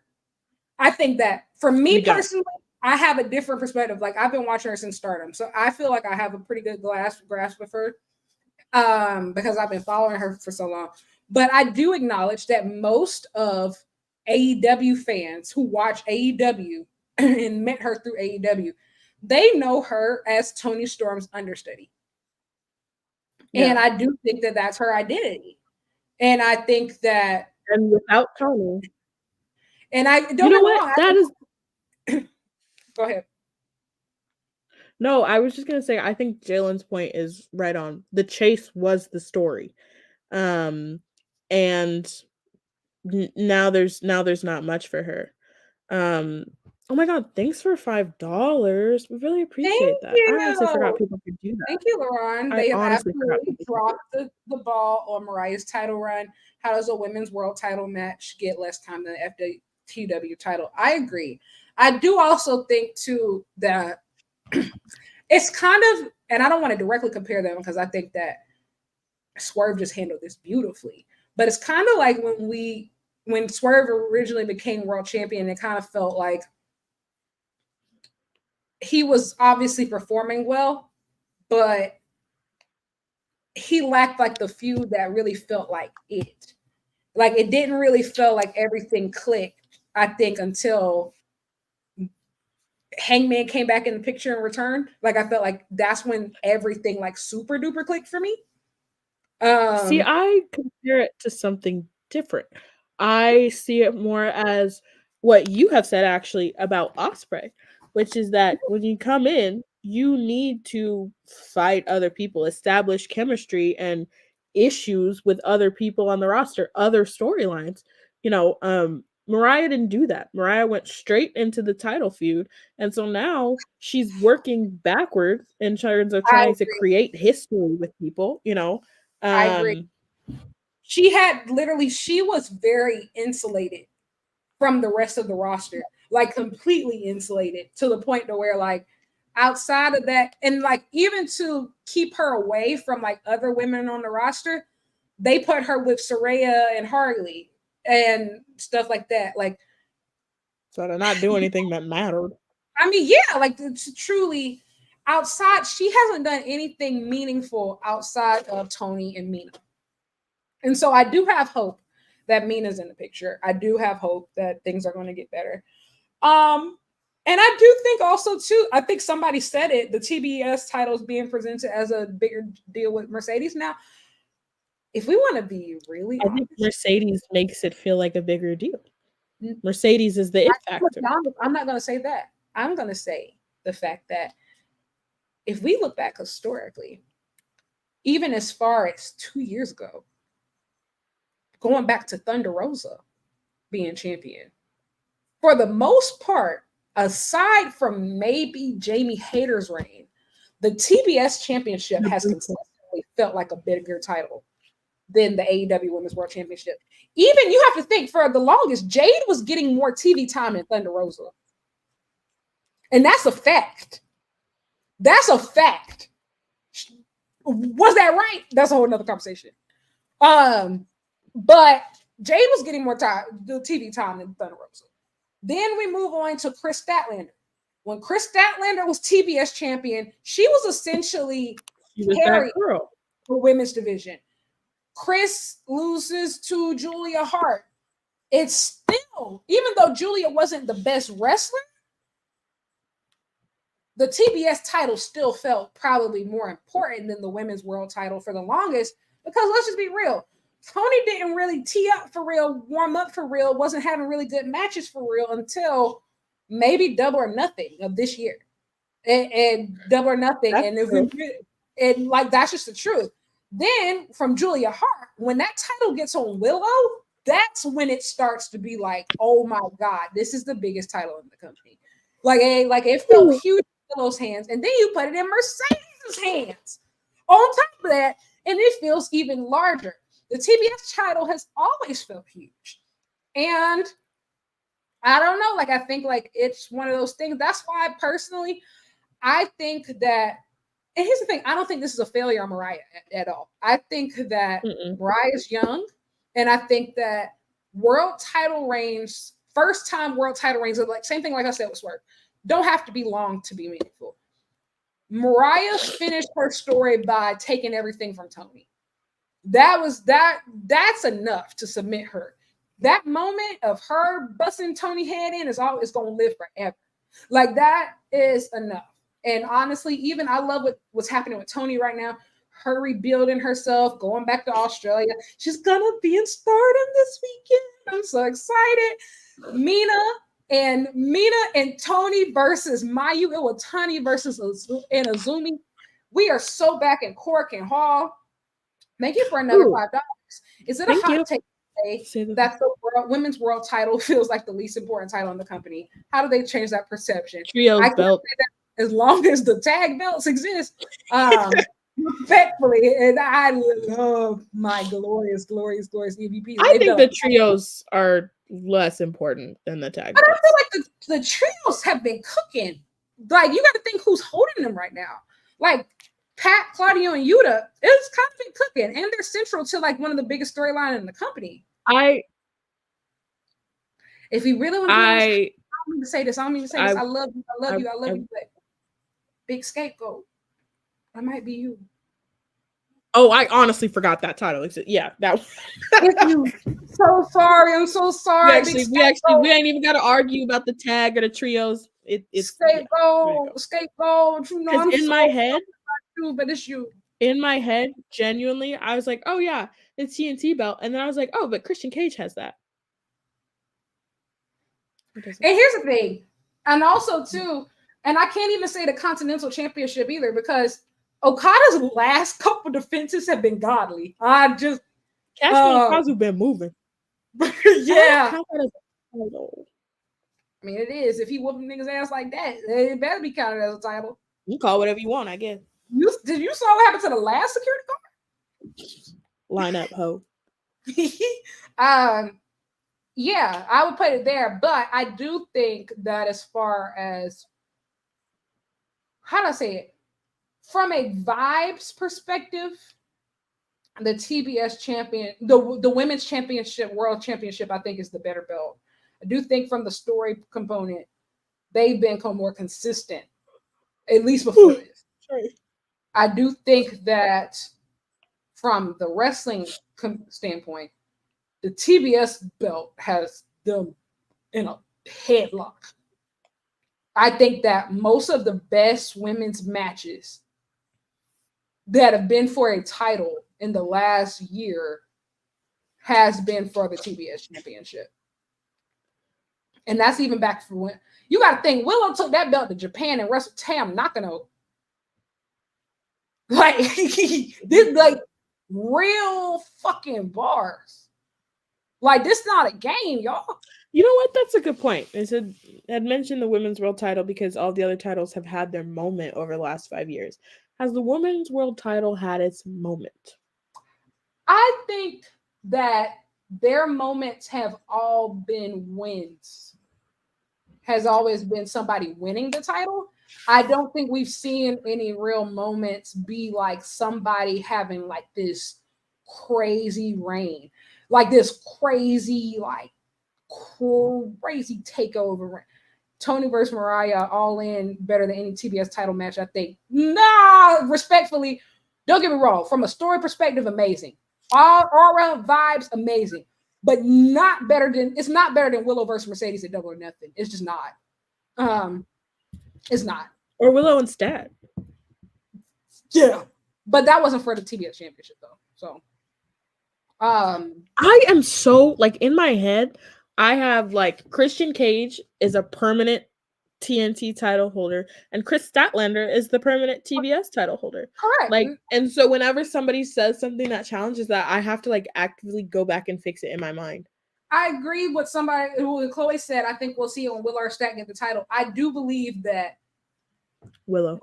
I think that the next AEW Women's World Champion will be probably the greatest AEW Women's World Champion we've ever seen. I do strongly believe that because that belt in Stat is injured. I'm going to kill myself. Oh, I didn't mean to say that loud, but wait, no, wait. Do you mean like that she was injured beforehand? Yeah, I need somebody to clarify that in the comments. Stop. Somebody please clarify. I'm an investigator. I will say for the women's world title, I did like the placement of it All Out. I did like the placement of it at All Out. Because, not All Out, All In. Because they were at a point, the crowd was hot. And we see what happens when the crowd gets dead. Especially at a stadium show, it'd be crickets. Stat, my glorious stallion. I don't even want to play like that no more. I don't even want to talk about that no more. The fun's over. But yeah, like Mariah, don't get me wrong, I love Yuka. It's great seeing her back. I want to see her in some other matches with some other people. Yeah, I think Mariah's problem will work itself out. I think with Mina being around. And also Willow being in the mix is also intriguing to me. I also think that Willow just feels so big right now. Like, I just think that she's been that girl for a minute. As far as like sheer presence, like, and I think honestly, respectfully, it's unfair to even compare it to the women's division. Like, in the company, Willow feels like big star. Like, in my eyes, I think Willow and Swerve are on the same level. In my eyes, as far as people who should be like legitimately those faces of the company. And so there's that. But yeah, Chris Statlander, please get well soon. I love you. I want you to know that you are one of the greatest performers I've ever seen in my entire life. And you got that dog in you. You do. You got that dog in you. So yeah, that's cool. Next, we had, what did we have? You type hard as hell. We have Mox versus Darby. Okay, we're at the end. Mox versus Darby. Listen, everybody who was talking crazy about my Jon Moxley, I hope that you wash your feet when you put it in your mouth. And I hope it went down nicely, because never disrespect him ever again. He looks great. Looks fantastic. Fantastic. Darby Allin, you're one sick motherfucker. When I hear Death Rider, it's like a spiritual experience. Can I say, I'm gonna break stride here and say something a little bit controversial. I know that's not typically what I do. I still wonder what we're gonna do with Mox. Not his in-ring quality, not his character work. I just don't know where we're going with this. Because I know where we're going. I'm just not sure if everybody's gonna like it. Yeah, I was gonna say. Well, my thing is, like, I'm not a Jon Moxley doubter, but I'm saying if I was a Jon Moxley doubter, what I would say is, like, it's hard to have a bad match with Darby. It is, because I do think that we watched Mox. He switched up his style significantly from how he's worked a lot of his matches earlier in the year, though. I agree. I'm just saying, I don't know if this will quell the Jon Moxley fake hate that you're seeing online. Because I mean, Darby gonna throw himself off a rock if he need to. Best TV wrestler of all time, potentially. And that's just true. Darby here, that is one person, when them lights come on, when that camera come on, he take that timesheet seriously. Are you my friend? Are we locked in? He take that timesheet seriously. When he's clocked in, he's clocked the fuck in. He said, do you tweet? Bitch, I can't tell. Get in the booth. Get in the booth. Darby be in a booth. This match was super fun, but outside of the implications that it has with Mox probably winning the world title, like whatever. Outside of that, the match itself, I had a lot of fun. I want a rematch on a pay-per-view. I tweeted this, but I want a rematch on a pay-per-view so they can really run the blade till Red Cross get there. I think we will. And here's the thing. I'm not a super duper fan of Mox winning the world title right now, but I did see somebody make a very like interesting point of just like, if the match at Wrestle Dream was going to be Darby versus Bryan Danielson, 9 times out of 10, what we were going to get was a build that was almost just like Swerve versus Danielson. As far as that, yeah, we'll get like maybe 1 or 2 promos. We're going to still get Bryan Danielson at home most of the time. By the time we come for the Wrestle Dream match, we have like a really short, not short, sweet. We're going to have a really great match at Tacoma. And it's going to be great to see Darby win the title. But as far like meaning of how much it could have meant, I do think that something's going to fall short. Versus, because it's a face versus face dynamic. So it's just like, nobody. Why even say that you're going to do it is what frustrates me. Correct. And why even say that? Because you make it like, the whole thing was fucking weird, because you make it explicitly clear that Darby's world title shot has to be used at Grand Slam. That's what you say. Like, oh, he gets the title shot at Grand Slam. That's why it's different from Christian Cage's when he can use it whenever. So Darby looks like the dumbest bitch in the whole fucking world, because he put his world title shot on the line for nothing, lost it, on the same night that Danielson did wrestle somebody else. So I understand where we're going. It was crazy. And also Mox and Danielson, but y'all realize what the fuck he just did to Darby? And also the bumps that Danielson was taking, like, y'all, like, that was kind of crazy. I will say, I'm not saying that it makes sense. I also think this was a long, convoluted situation. But I do think that the goal of what they are trying to do is build Mox as this monster heel to make it that more meaningful when Darby beats him for the title. I agree. What the issue is, the journey is so convoluted, it's so confusing, unnecessary. And the journey is like, the thing is, like, the good thing about Darby is that his wrestling style lends itself to him not having, like, it doesn't matter that he's not great on the mic. Everybody still wants to see Darby wrestle. The problem that he's gotten better. He's gotten better on the mic. But the problem that you've put yourself in is that logically, it makes no fucking sense. So now you have someone whose stronger style, whose stronger, aspect is wrestling, that's gonna have to tell people, or, gonna have to talk, because that doesn't make any sense. If it was logical and we were able to follow it, we would all, we could just go along with it. You've got to give a reason now. So why you're the dumb bitch the whole. Yeah. Why would you do that to somebody that's, like, eternally over? I think, you know what? I think that is exactly why they did it to him.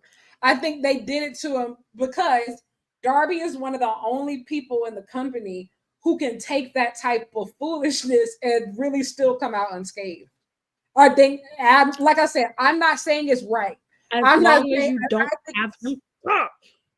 I know it's so convoluted and it is so crazy of how they did this. Like, it feels like y'all went, rather than go to the straightest, how do I say it?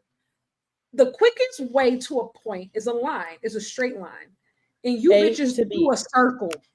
You bitches do a circle. And I get it. I understand. I feel like there had to be a simpler way to do this. It's like, there just had to be a simpler way to do this. And I feel like AEW is very ambitious. Like, even like them, like, and I understand sometimes I don't see the vision. Like, even I'll say, like, even with the Hangman Swerve stuff, of like, you had Swerve concurrently in 2 different feuds, and only one of his opponents was actually talking back to him the entire time. And that's not the person he actually ended up in the All-In match with.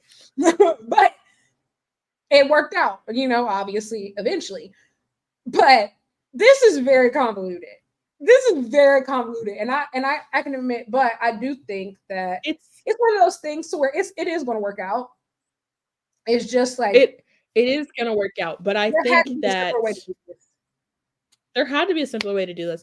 And AEW, like you said, sometimes can get over ambitious, and I think this is an example of that, because honestly, anybody, us as wrestling fans, like, whatever, who obviously deep in the trenches, watch a lot of this shit, talk about it often, like, even somebody that's been tuning in for 2 weeks, that doesn't make any fucking sense. Why would you, you're putting a title shot on the line, but that guy could clearly wrestle because he opened the show. Mm-hmm. I don't know. So AEW, I think, like I said, I think they know what they're doing, but I think that they are asking a lot of the talent in order to be able to pull it off. All people who are capable of doing it, and like you said, it'll more than likely out just because of the level that they do have in that locker room. I mean, maybe people write this shit. People pay to write that shit. I agree. Somebody was saying, like, Nigel should have won the Casino Gauntlet. Hey, I agree. Nigel could.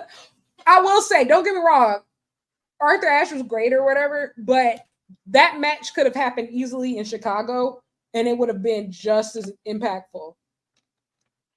Nigel and Bryan. Yeah, I do agree. Especially, you was gonna play Final Countdown anyway. And this is before, save yourself some goddamn money. And we still haven't talked about Christian Cage Like Christian Cage is still somewhere lurking out there. And I think, don't get me wrong, he's just really good at his job, so he's never going to like be buried or anything. But it is very I forgot he had that title shot. I 100% forgot he had that. When he came out there, I was like, what are you doing out here? I will say, it reminded me of one of my actual favorite eras of Chris Jericho. I really loved the list of Jericho eras. Listen, I don't care. She won't silence me. I loved the list of Jericho era, and I loved the Festival of Friendship, like that whole thing. And so, like, that's what it reminded me of when Christian like opened the clip book and he pulled the pin. It reminded me of, you just made the list. That's back when I enjoyed it. I enjoyed Chris Jericho. I don't anymore, obviously. That happened like almost, if not 10 years ago, and she still has her camera off. Y'all can't silence me. That was like 10 years ago. So I was the only person watching. I am not a branch on the goddamn learning tree. You take that back. I'm about to block Black Girl Wrestling. How about that? Don't y'all all right.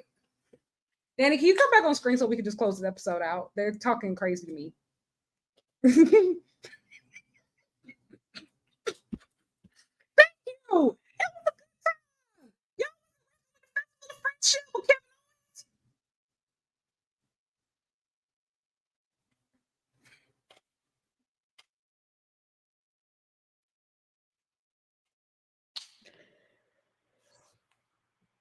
That shit was hard. It was. It was. I enjoyed it. What was that? See, now I get why people call us slurs.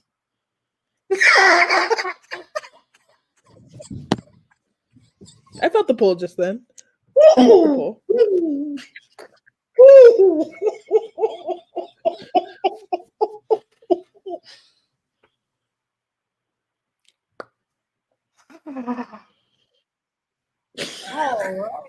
That shudder was crazy. The star. Okay, I get it. I know we hate Jericho, but I didn't know we had to lie retroactively. Very rich woman behavior. Some of us. True. Oh, I'm not defending Jericho. Okay, I am not defending. First of all, rich. Okay. Jericho loving. Storm the Capitol. I will say, I've been pretty honest about this. Jericho was one of my favorite wrestlers growing up, and I think that's why I'm so annoyed by what he's doing right now. I truly enjoyed most of his work up through that Ring of Honor world title reign. Like, and I've been honest about this. So, like, I'm not defending January 6th. Is that what happens when you get retweeted? All right. And the thing is, I want you to know, a lot of you people in this comments right now, you agree with me. You actually agree with me. You was giggling and stuff at the Festival of Friendship too. All right, Dani. Stop the count. Jericho did have a shockingly good Ring of Honor title reign. He faced Ishii and Bandito. We don't have to lie, but the last 2 years have been ass. And I'm off the wagon now. I'm off the wagon now. I'm just talking about retroactively. And I was just saying that the Christian Cage moment today with the contract reminded me of the list.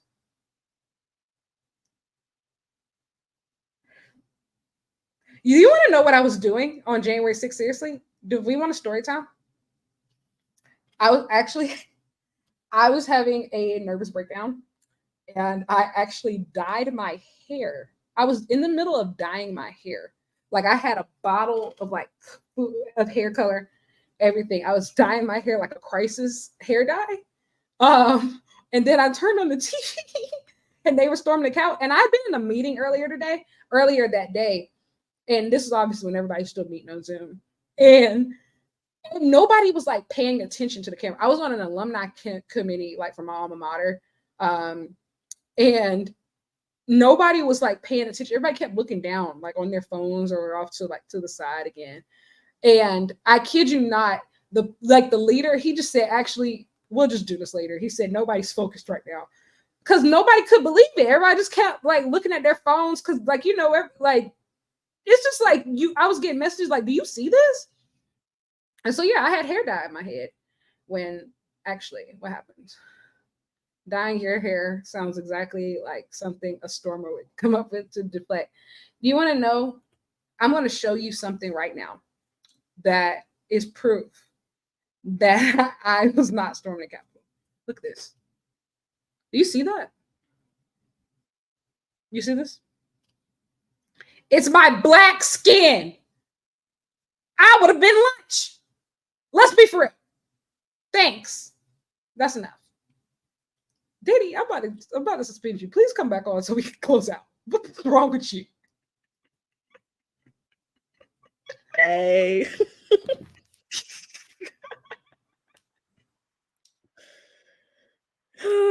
Anyways, hope you guys enjoyed Grand Slam. This was a fun episode. I'm glad that we did it tonight. I am glad. This is our first time back, like both of us, in like 3 weeks. So I think that's probably why we were extra. Yeah. Did you guys miss us? I mean, how could you not miss this? What the, you know? I will say it truly is a. Hey, listen, you ain't gonna get this anywhere else. I'll tell you what. I might tell you. That's sure. I might tell you a joke, but I never tell you a lie. Yeah. Tell me. I would like to say this too. Whoever that was on Twitter who said that AEW almost got enough black people to have a pay-per-view called Black Flash. I was out, nigga. And I'll never be out, nigga, again. I was so mad because you know me, like whenever somebody like ratio me or like whatever, I delete the whole tweet. I delete the whole tweet because there ain't no way that you're gonna ever look better than me on my own page. Gone. But I was just sitting there, I was like, I wish I would have thought of that. It sounded like something you said. It did. Blacklash is crazy. Blacklash, I ain't gonna lie. That's why I knew we needed. This is why I'm so excited about wrestling being diverse. Like, y'all, we about to have a kickback for All In. Henny for Kenny. Henny for Kenny. Henny for Kenny. Henny for Kenny. Shots. You know what's funny? I tweeted that and somebody was like, oh, he's straight edge. Baby, the Henny ain't for him. Boom. And there. We will be, hey, listen, bring BYOM, bring your milk. We will bring the Henny for Kenny. No, I'm really excited. This is why we need more black people in wrestling, just general, from a fan perspective, content creator perspective, because these are the types of jokes we've been missing out on for so long. Because what do you mean blacklash? Stupid. I love this. I love it. This has been fun. Thank you for supporting us, guys. We love this show. I don't support stealing elections and storming the Capitol. I've gotten an election stolen before. Actually, a couple. I've never stolen an election, and if I did, maybe I would win more. I would 100% steal an election. Like I should not say that.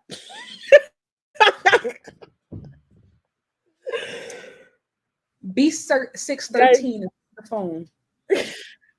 You talking defiance right now? This is your defiance, Ohio? Is this your defiance? You know what's funny? I just started watching Scandal, and I literally like two weekends ago, and I just got to that part. That's crazy. Guys, don't clip that. Whose fucking side are you on? Okay, the Capitol Stormer or me, the People's Princess of the World. Those are your two options. And it's really that simple. Anyway. Yeah, it's 12:24. This is how I know we were really yapping today. But yeah, thank you guys. Dani, anything you want to push, promote? No. Okay. I don't really got nothing new for y'all neither. But by next week, I will probably have some very big news to share with you all that I'm really excited about. I just don't know if I can speak on it yet, but really excited to share more. It's a really big deal, and I'm really honored to be a part of it. So, I will be telling you. I will tell you. I'm going to tell you. I didn't get to know either. What I am going to tell you. I'm just going to tell you. I do have. Okay, I do have something to plug. It's kind of a damper though. Hey, Vince McMahon, fuck you. And if you have seen or heard about the documentary, I implore you to go to Black Girl Wrestling and to read an article that I wrote back in January, actually, about the way that the wrestling community is dealing with this shit. So yeah, that's what I would recommend for this week. So I talked about reading kids. Yeah, lock in for me. You said reading, and they said who? Oh yes, Queen of Villains has been fantastic. I am 3 episodes in. I have 2 left. Probably gonna go watch that before I go to bed tonight.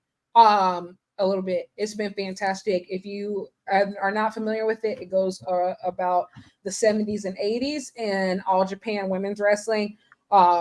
It's mostly surrounding Dump Masamoto, but also really includes Shigusa Nagayo, the beauty pair, a lot of those stars that emerged, Jaguar Yokota, a lot of the Crush Gals, Lioness Asuka, and Shigusa Nagayo. So interesting. I've been watching it subbed rather than dubbed, but for the people who have been watching it dubbed, there's some wrestlers who are doing the English voices. Like I know, I think Alexa Bliss and Nikki Bella were the voices of the beauty pair. And like those first 2 episodes, yes, I've been following that thread too with every match. And so like I've been kind of like trying to watch some of the real matches after, like, watching the episode. I watched like the final match of the beauty pair together, Jackie versus Maki. It's really cool. Like, it's just really cool. Yeah, the dub just feels weird. Like, I just feel like it doesn't feel super authentic. Maybe if I go back and rewatch the series, I'll watch it dub. But I know that for my first time watching the series, I really want to watch it subbed. I want to feel it as authentic as possible. But I'm having a really good time with it. And one of my goals is to really like up my Japanese wrestling content, just because it's a space that makes me really happy, and it also doesn't have as much discourse as AEW stuff. Like AEW, listen, the highs are high, but the lows are low, and so got to start. I need some more emotional regulation. But yes, I'm excited to finish the series. So if you haven't seen Queen of Villains, please stay up with that. And also, Dani is right about Vince McMahon. Drown him. I also like to say, the fish rots from the head. And I mean that in the sense of none of what we're seeing now, as far as extreme sexism, extreme misogyny, extreme sexual abuse, and rape culture, none of these things are coincidences. This is all trickled down from decades, and I mean decades, of the treatment of women, the portrayal of women, and also just the boys club mentality of professional wrestling. And I think that there's been one man who has been the head of that. And listen, even if he doesn't, his hand isn't on the book, the culture that he has left, especially after you've seen some of these wrestler reactions of what they've said, in these clips, and also they've said in reaction over these last couple of weeks, you can tell that the culture has changed and it lives with them. So stop being weird. I don't know what else to say. And also, CTE is real. Please don't listen to nobody who says CTE is not real. You try with your own forehead if you think that CTE is not real. If any person tries to tell you CTE ain't real, they got it. You're patient zero, baby. They got it. That's some brave shit to say on TV. I just don't believe in it. What? Baby, it believes in you. It believes in you. CTE believes in you. And it is systemic, and I think he was at the top of that system. But yeah, that's really what I wanted to say. Thank you. You know where to find me. You know where to follow me at Lyric Wrestling. You can find Dani at Dani Don't Miss and at Black Girl Wrestling. But yes, we're finally going to sleep. Well, thank you guys, and we will see you next week for Dynamite's 5th anniversary. Bye.